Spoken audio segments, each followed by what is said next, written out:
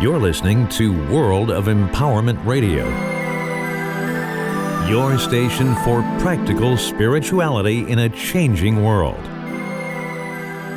And here are your hosts, Aingeal Rose and Ahonu. So welcome back. This is the beginning of part 2 of our interview with Charles and the atomic bomb. So last segment we were taken on a journey through Charles's early childhood and his life and his entry into the Air Force, and now we are going to continue hearing his stories about his life and how it was for him back then, which will lead us up to, again, some serious questions about humanity itself, the human being, the authority, how we, take orders from authority figures, and, what's the deal with these two sides to our nature, it seems. We have this wonderful, loving side that enjoys family and children, and then we have this other side that goes and drops a bomb on 140,000 people. So how does that work, Ahonu? Yeah, so stay with us. Part 2, it's coming a very up. serious conversation we're having, and we do actually look for a holistic spiritual outcome to all of this. We are looking to that in section 3, so stay with us as we go through this. So welcome back to our show today with Charles. As somebody sitting here listening, as a woman sitting here listening, I'm finding all of this extremely, extremely fascinating, actually. Well, so let's continue. It gets weirder. Yes. Okay, let's get into I mean, it. here I've met Eleanor Roosevelt, here I've met Oppenheimer, and now it starts getting strange. Okay, go for it. Okay, I hitchhike back to Pullman. I go to my faculty advisor, because as a student group, we need a faculty advisor. And I said, hey, Cynthia's sister, I got to talk to Oppenheimer, and I've invited him to come out and speak to my club. 10 people, students, Right. undergraduates. Yeah. And she said, oh, great, but we're going to have to get faculty approval of this. Okay. I never saw again. She was instantly fired for corrupting the youth. Oh, boy. Oh, so was this part of this whole red communist type Absolutely. of attitude that was going? Functionally, Okay. I was personally fingered by Joe McCarthy. I was No. kicked out of ROTC, Right. Wow. Gosh. and a couple of weeks later, they let me back in. Oh, you did get back in. Yeah. So you must have proven to them that you didn't have communist sympathies or something, did you? No, not really. Well, you don't have to go there, but Yeah. But so we want to try and stay on track with this. You were obviously over the moon in terms of your experiences. You just met Eleanor Roosevelt and Oppenheimer. Yeah. You almost got him to speak at your group in the university. Yeah. Then you got fired, or what do you call it? I said fingered, because that's, you get fucked by Joe McCarthy. Right. Yeah. But then you got back in. Yeah. So did they ever get him, Oppenheimer, to speak in the No. university? It never happened? No. Okay. So Would he have agreed to come? I don't know. Okay. Right. But So pick it up from But there. It's a moot But- point, I suppose, is it? Yeah. yeah, it doesn't matter. Okay. So anyway, things go on. A few months later, I was in the United States Air Force as a cadet pilot. Okay. It wasn't that long. And I didn't, but I should have written a letter to Eleanor Roosevelt thanking her for all the stuff that she had done for me, and another one to Oppenheimer, which I didn't do. It's because I was young and stupid, but I should have. Do you mean that they were somehow instrumental in getting you into the Air Force? Is that what you mean? No, but they were exceedingly kind to me in my relationship with them. Okay. So you just felt grateful in general? Yeah, Okay. sure. So then I go in the Air Force, and it was kind of strange. About 4 weeks into flight school, I was asked if I'd like to go to the Air Force Academy, Okay. because it was just opening.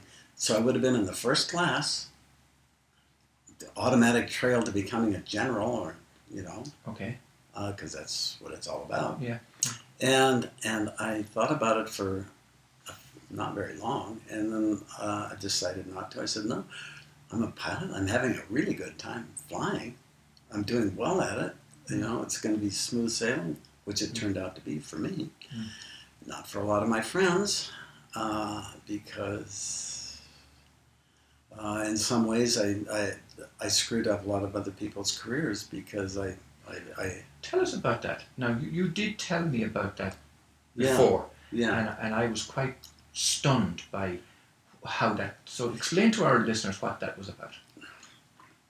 It was 6 months in. I had transitioned into T-33s, 5,000 horse thrust, thrust. A fairly Jet powerful jet plane, right? It was an early Air Force jet plane. Anyway, that's what I was flying. And a strange thing happened about 3 weeks into jet school. We had been taking a class in high altitude bodily adaptation because, if you're going to be flying around up in the sky, you should have some idea what's going on. Mm-hmm. Well, our instructors had been some physicists from Princeton or someplace, or Cal, and they were the ones that wrote the exam. Well, for me, that kind of thing is just duck soup, the kind of thing I like. For all these other guys, they don't approach things the way physicists do. Okay. And I got 50 out of 50 questions right. The next best guy out of 100 guys got about 40, and literally a quarter of the guys didn't get a random score on the test. You aced it right off Yes. the bat. Okay, and Yes. these other guys didn't. Okay, now the way the Air Force had it set up at that time, you draw a bell-shaped curve, you tack the top of it on the highest guy and the bottom of it on the lowest guy, and you draw a bell-shaped curve over it. Half the guys failed. Oh dear. Wow. Now, you only get to fail Because you were twice, so good. and you're Because out. you were so good, they failed. It wasn't Exactly. because they weren't good at what they did. They were just average Air Force pilots. Okay. But I had aced it. So they got So canned because literally of you. half of the guys failed the exam. So here I am with 50 guys that I'm surrounded by. Unbeknownst to me, I would have happily gotten 40 right Yes. instead of 50. Yeah. But because of that, everybody hated me. Right.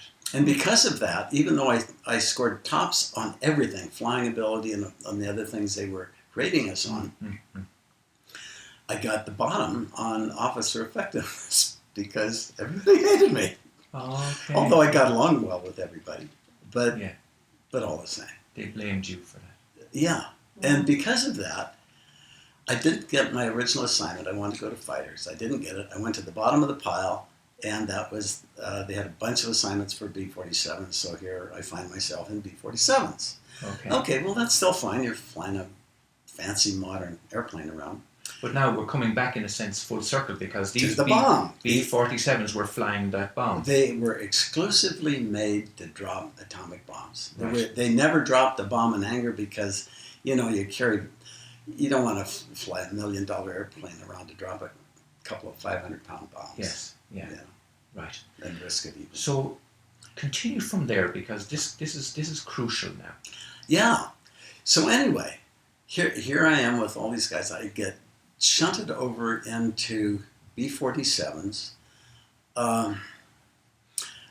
There had been about a 6-week period where I'd gone to survival school, and I did extremely well there too, and ended up with everybody hating me once again because I got some good score on all the exams, and a bunch of my compatriots got screwed because of it. I did not know it.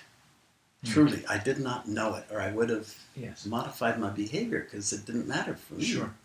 Anyway, so I get there and take the basic flying instruction for the B-47, and then there comes the day when there it is. Here's going to be your bomb. In this case, I think I can say this now, the name of the bomb.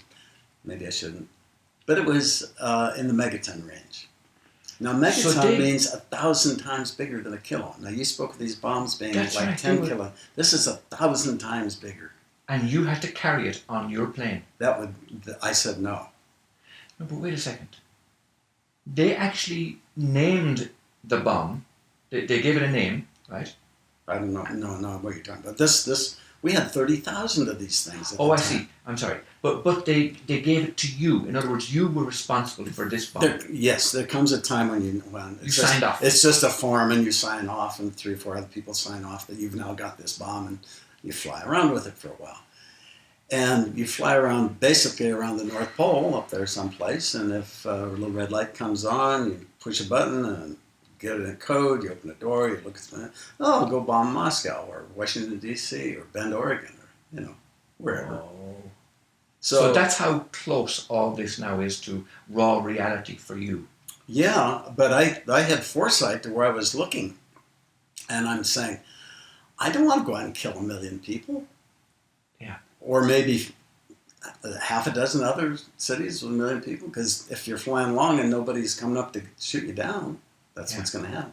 Now, here's a curious thing that most people are not aware. Remember the Enola Gay and the Boxcar they were flying over? Yeah. That wasn't their first target. They were flying around over the top of Japan there for an hour or so before they dropped their bomb. In other words, the Japanese did not have enough power to fly an airplane up there and shoot at. Well, even shoot at them. Right. To do anything. They didn't even bother because they couldn't. Yeah, yeah. And then they get an atomic bomb dropped on. That's how supine Japanese were at that time. Now, the other thing that comes to my mind right now too is in terms of the scale of these things, because you mentioned about that being a 10 kiloton bomb, and 10 kiloton, now you're talking about megatons. Yes. So the scale of the destruction in Hiroshima was 170,000 people, but you're talking now about millions potentially being wiped out with one of these things. Even worse than that, because if you're setting them off, inevitably some others will get set off, and it would be essentially the whole planet. And here's you flying one of these things. I never flew it. Oh, tell us, come on. It came to that point. Here I am in a room full of these bombs, and I was just kind of looking around and thinking about it, and thought, well, what could it? Yeah, and I just started thinking into the future and thinking, well, if this is going to be a career for 20 years, and what's the chance of it happening? Well, I don't know, maybe 10%, maybe 5% per year times 20 years. That's like 100%. Right. It was inevitably going to be dropped at some point. It seems like it. But here's the situation. Well, I got out voluntarily. I resigned 7 times. They let me out the last time. So hang on. I'm sorry. I don't mean to cut across you, but this is crucial. So your conscience really was getting the better of you at this point in time. You didn't even fly the first time when you were asked to carry this bomb. That's right. You said no. That's right. But they didn't discharge you at that point. I resigned 7 times, like I said. But I would have thought that they would have... They don't let you out easily. No, I know, but I thought they would have discharged you for dishonorary behaviour or something. I made it very clear to them. I'm fully in favor of defending my country. I'm not going to contest that. I mean, anything you tell me to do, I have done and will do, but I don't want to do this. Wow. I make it perfectly clear to you, I absolutely do not want to do this. And they said, well, if you're not going to do it, we're going to put you in jail for 10 years. And I said, well, that's my level of commitment then, I guess. So you were prepared to go to jail? Yeah. Rather than So fly? how did you not go to jail? Well, because he knew Eleanor Roosevelt. you know what? They knew that. They did? Yeah. Wow. Yeah. So this gets us into all the, Gosh. all this elite stuff, which we'll pass over today. But anyway, Yeah. who knows who? And Yeah. So they really didn't press charges. No, eventually, it was about 6 weeks. I don't remember the exact time, 4 to 6 weeks in that time range. I found myself standing in front of the base commander, and this guy was a World War II bomber pilot, and he loathed me. Yeah. He hated me. And he made it perfectly clear, that I was some kind of infinite coward. Mm-hmm. For not doing it. It's kind of the other way around. Yeah, Well, right. that's what I was going It to is. say. It That takes there's a lot actually- of courage to say no. That's what I was going to say. I mean, to my mind, you were displaying an enormous amount of conscience and courage to refuse that. But at the same time, what we have to realize, of course, is the next man in line is going to step up and say, yes, sir, I'll do that. No problem. I know that. I know. But at least it wasn't him. One of the weird things that happened, this was only a couple days before I was actually out of there. I was in my BOQ, Bachelor Officer Quarter, just a room about like this, my bed. And I had all my stuff prepared for my trip around the world because I was going to go on a trip around the world on a motorcycle, trying to convince people that this atomic bomb was a bad idea as a 23-year-old. You had really turned against it at that point. Well, it just is a bad idea. Yeah. It's a stupid... It's still a bad idea. It's a stupid idea, and I want to do everything I could to turn it around. Yes. Anyway, so here I am, knock at the door, and two guys, I barely knew them, were at the door. They weren't even in my class, but I recognized them. And they came in and started saying, hey, I heard you're trying to get out, I think that's really stupid, I'm a patriot, and I think you're an asshole and a shithead. Because you're trying to get out of the service. Yeah, and that's kind of going like that. And so amongst the pile of gear that I had that I was going to put on my motorcycle, I purchased a machete that was in a thing. Because when I go camping, I will go out and clear an area for me to do it. And a machete seemed like the quickest, easiest way to do that. Yeah. So this guy pulls his machete out. He's standing there talking to me like this. He's holding the machete? Yeah. Oh, and dear. talking to me like I'm oh dear. A deserter. A deserter, big pile of shit. Yeah. And then he said to me, he said, you don't want to drop the bomb on? I want to. I think it would make my day. And he walks out. I had a big map of the world right there. And he takes a machete and he goes like this. Makes a big X in it. In the map? Over the world? Yeah, on the world. And it just kind of flops out. Oh my God. Dear. And I guess they thought that was enough. And then they laid the machete down and he walked out. That was about 2-3 days before I was out. Do you know what? That does remind me, though, of my own brother had joined the Navy when he was 20. Yeah. And they stationed him in Guam on a nuclear submarine. Right. And when he learned what that did, he asked for a transfer. He asked for everything he could to get off, and they would not let him off. Yeah. And that's when he died a few months later in a car crash. Oh dear. Interestingly. I don't know. It may be that because of my behavior, they changed the rules a little bit on this. Mm-hmm. Now, fortunately for me, I was right between the wars. The Korean War was pretty much dead and gone, and the Vietnam War hadn't started. This was, don't remember the exact time of year and a half, before the Cuban Missile Crisis. When the Cuban Missile Crisis, all of my buddies would have been sitting in those B-47s on the end of the runway, maybe 5 of them with the engines running, another 20 of them lined up with the guys sitting in them, but the engine's not running. Yeah. And all 20, 30 of them, maybe 200 B-47s could have been in the air in 15 minutes. Wow. Yeah. And they loaded. Loaded. Loaded. And there was a line drawn in the water out there somewhere, and the Russians were sailing the ship to it, and they had already decided if they cross that line, we'll go. Jeez, and the Russians didn't know where it was. Wow, that's how close things were. Yeah, that's what they said. I don't think very, very few people, I would say, in the world have any idea of the potential destruction that's the bomb is capable of, or how close that we've got to it. Yeah. Well, as far as I know, I'm the only person that actually left Berkeley that couple of days. I went up north to Clear Lake, which is about 100 miles north. And I just thought, well, I'll probably get killed here too. But at least I get to watch the end. Yeah. My employer at that time, Lawson Jones, he said, if the war comes, I want to be right under the first bomb. That's what his attitude because was. you don't want to suffer as a result of radiation poisoning or anything like that. Yeah.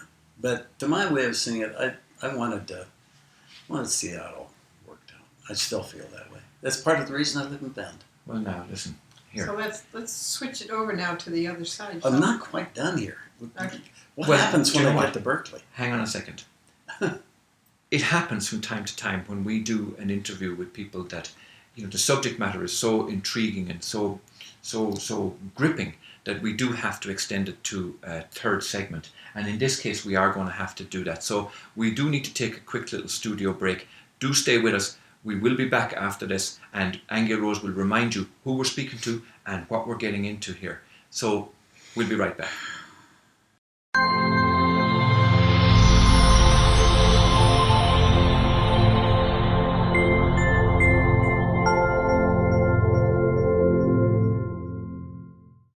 Hi, I'm Aingeal Rose of Grady, and I'm here to talk to you tonight about the work that I've done for the past 20 years being a reader of the Akashic Records, predominantly.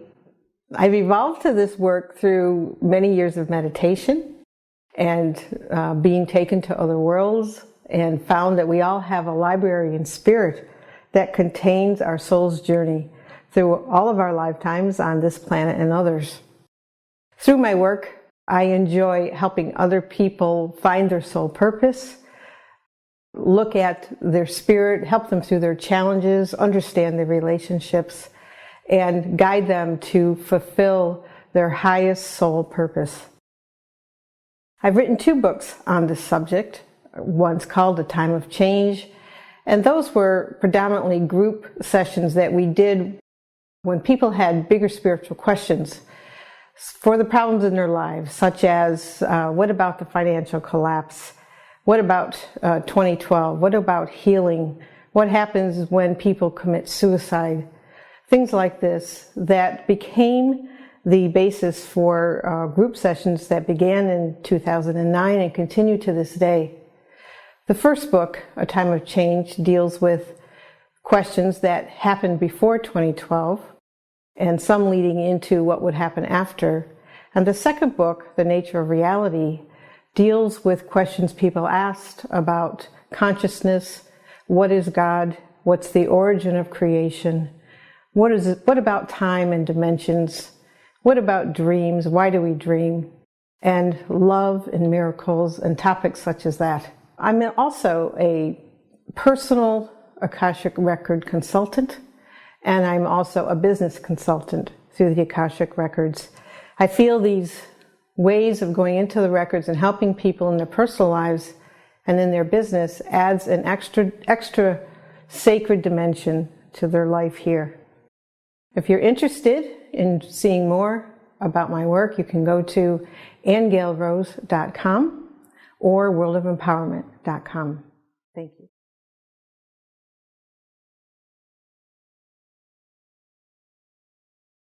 You're very welcome back. My name is Ahonu, and with me is Aingeal Rose, and we're speaking with our good friend Charles Scamahorn, who is bringing us on a wild ride of the Second World War and the development of the atomic bomb, and how he actually refused to carry it in his airplane, and the repercussions from that.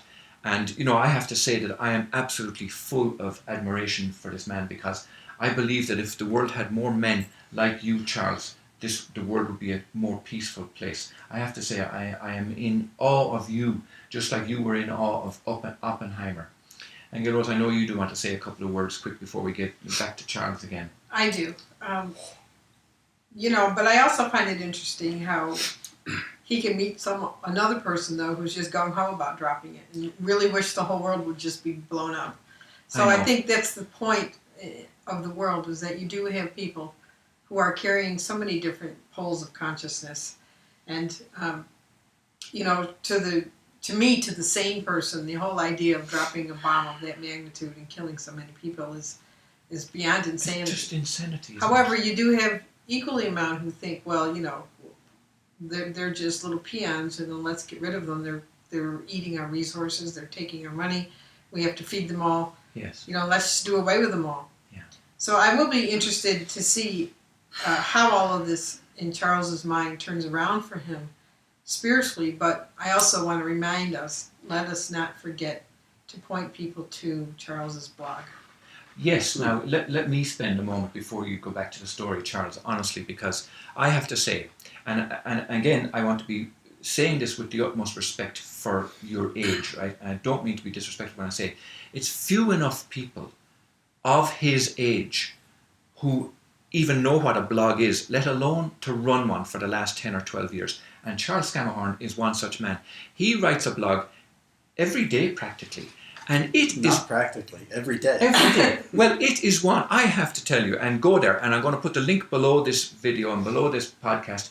I say go there because it is full of the gems of wisdom of this man's life. And not only that, but because of the fact that he is almost 81, that it is all the more intriguing. There is a lifetime of gems of wisdom in this blog, and it's one that I would highly recommend. And as I said, the link is going to be here for you. And I'm glad you brought that up, Aingeal Rose.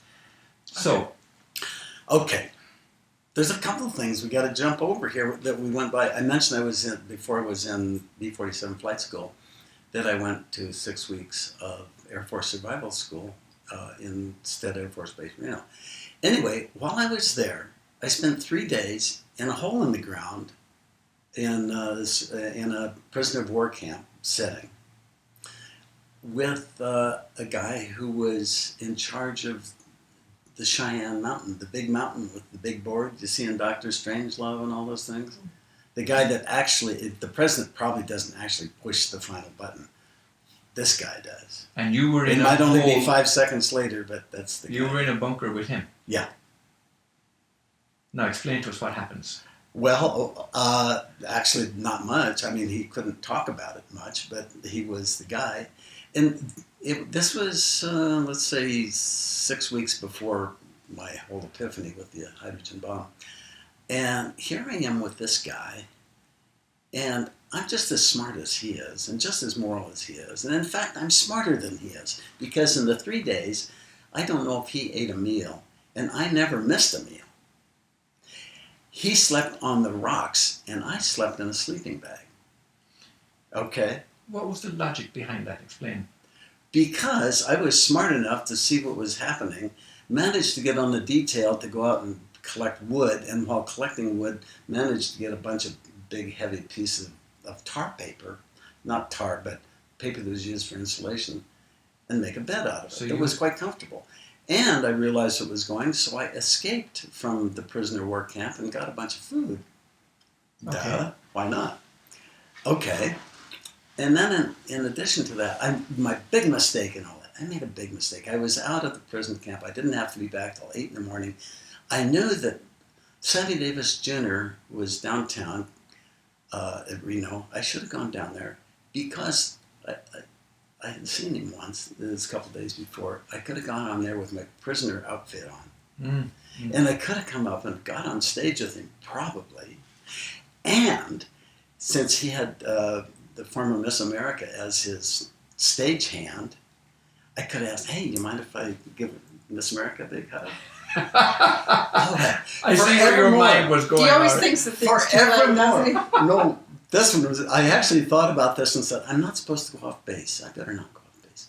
Anyway, I thought about this, but I'm thinking forevermore, all these guys that have gone through survival schools Yes. would be thinking, and there was Chuck up there making out with Miss America. I know. Well, that would be a good story to tell. Unfortunately, we don't have that story to tell you today, but it was a close call. It was a close call. Yeah. However, it gets closer. So I ended up going to Berkeley afterwards. I traveled around on my motorcycle for a while, realized nobody gave a damn.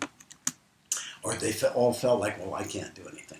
So my first girlfriend, when I went back there in Berkeley, Eleanor Jones, maybe I shouldn't mention that. Anyway. You already did. Too late. Ella, yeah, she was a beautiful girl, and I really, really liked her. And we went down for Christmas, that Christmas, to her father's house. Well, it turns out that her father was base commander of Andrews Air Force Base at Washington, D.C. Oh, okay. That's the place where you did all your... Well, no, I was never there, but, he was the guy that was in charge of a lot of Okay. B-52s at the highest possible level. Actually, I got along with him just fine.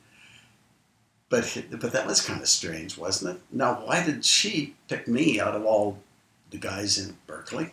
Yeah. Anyway, so that happened. I don't know just how long. This would be about a year, 2 years later. my girlfriend and fiancée briefly. Fiancée only in the sense that I asked her to marry me, but she never said yes. Okay. But that's where, and we were living together. Okay.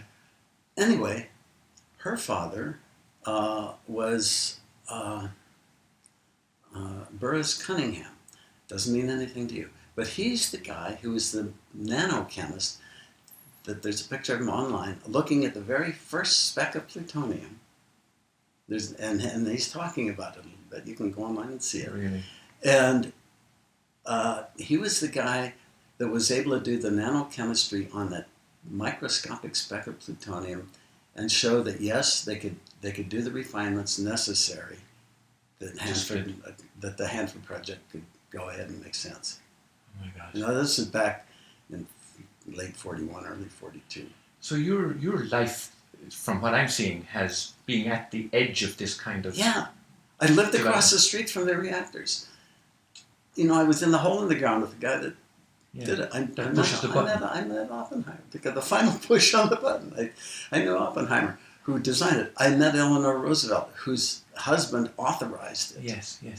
Now let So me what ask does you all this. this mean? Yeah, I was going to ask the same question. Here's the final point on it all. And the thing that disturbs me to my core to this day. Yeah. Some of the nicest, sanest, most wonderful people I have ever met are the ones that made these weapons. Do you mean on the surface level of them? You know, that they No, seem I mean to at be the sane? core. I think. I don't know. So what I would knew be them. the They were reasoning really then? nice people. Yeah, but how could you totally be really nice, Charles, and be making something Exactly. like that? Exactly. I mean, Do you what mean is that there that? was some hidden agenda? I mean, unconscious agenda in their minds, do you think? No, I don't think so. Were they being controlled in some way? No, they were Paid just well. they were paid well. The scientists were just doing their science. You know, Yeah. it's their job. Did they themselves have any idea of the destruction capability of it? Well, there's And a if lot they of, did, would they have continued? at the end of when Germany surrendered, there was apparently amongst the atomic scientists a lot of question of whether they should proceed. Right. And I think out of the 1,000 or so major scientists that were working on it, only a couple of them backed out. Okay. Very few of them. So what is the? Because it still goes on today. I mean, you still have the madman in the background, just trying to come up with more and more sophisticated ways to kill off everybody. Yeah. So, in your observation, Charlie, do you have an opinion about what is that good versus evil energy? Do you have any thoughts about it? Because in my mind, I view it as total insanity, okay, for people who actually agree to do such things. There's so much good in the best of us. No, there's so much bad in the best of us, and so much good in the worst of us that it behooves the rest of us not to say anything about any of us. I think Mark Twain said something like that. Makes sense, I suppose. Yeah. I don't know. Well, tell us this about you, and this is just a personal question to you. Seeing that you've lived your life so close to all of this, you know, you're intimately connected. Your life is woven into this, the atomic bomb, effectively. What does that mean to you? Like, do you understand my question? Why do you think you played the role you have done? What's your life about, seeing that weaving into the development of nuclear fission? What's that about for you? For me, I'm just a person here trying to look at the problems and behave the best I can. Maybe like everybody else on that issue, and I just maybe look a little further down the road, that's all. The other day in, what was it, Tuesday, we were talking about the crumbs. People were just going from one crumb to the other crumb. Right. We talked about that for like an hour, kind of the back and forth. People, each epiphany, each enlightenment was just like a crumb. And enlightenment wasn't a fixed thing you reached. It was like a series of things, each time getting maybe a little better or a little something, but it was a series of things. And I was thinking, I remember saying it, I thought it was kind of funny, and everybody was shocked. I said, you know, I've led a really crummy life. Yeah, but that was a reference to the crumbs that I you know. the I know. crumbs. Yeah. People realize that, I think, Yeah. afterwards. Yeah. Because I remember a gasp went up when I said that. But Yeah. I've let it But come from out. what you've just told us today, you have not led a crummy life by any means. Indeed, it's been an absolute remarkable one, and I know Aingeal Rose feel very privileged to have had this opportunity to talk to Charles Scamahorn about this. We are going to put the links below this video, and we're going to put below the podcast, and we want to express our gratitude to you for listening and coming along with us, but for you, Charles, for being so open and frank and honest. And I know that you have held back from being emotional about this because it's a very touching subject for you. And we're very, very grateful for having the opportunity to talk to you about it. Well, I assure you, we just scratched the surface here. Yeah, we're going to have to do a to be continued. Well, We are. Part 2. Okay, thank you so much. We will be back again shortly. Namaste. Bye. honestly, yeah. You have been listening to Aingeal Rose and Ahonu on World of Empowerment Radio, your station for practical spirituality in a changing world.